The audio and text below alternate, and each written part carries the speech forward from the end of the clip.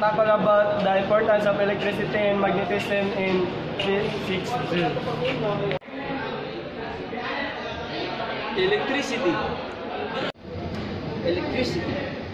Electricity is a form of energy carried through wires, and it's used to operate lights and machines and etc.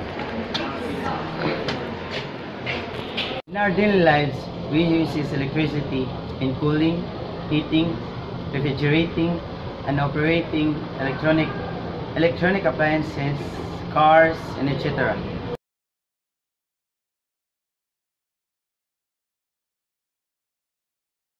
Are some examples of electricity that we use in our daily lives. One of the examples of electricity is bulb. Bulb is used for lighting in our house and surroundings. The second is land transportation, motors and cars. And the third is cell phone.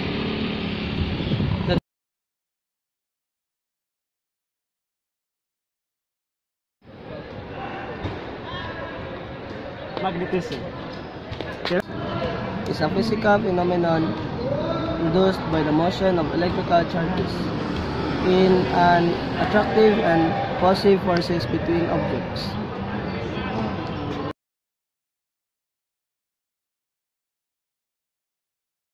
Okay, here are some examples that uses magnetism in our daily lives. So first, the electric fan. Electric fan gives us air so that we can refresh. The electric fan also have a magnet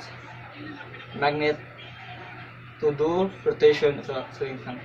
And next is speakers in TVs, laptops, computers, and etc. Speakers are commonly used as so that we can hear a loud sounds, and that's all. Thank you.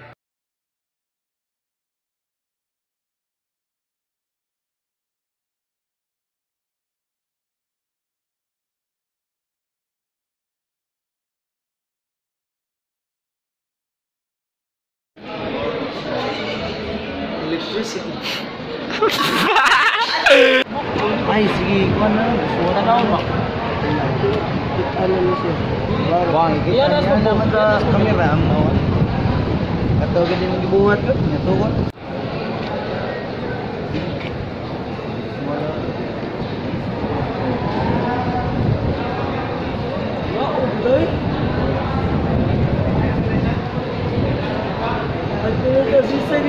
Guys, we are here to talk about the importance and electricity. The importance of electricity and magnetism. Let's go first. Okay. Electricity and magnetism in physics 2. Ano?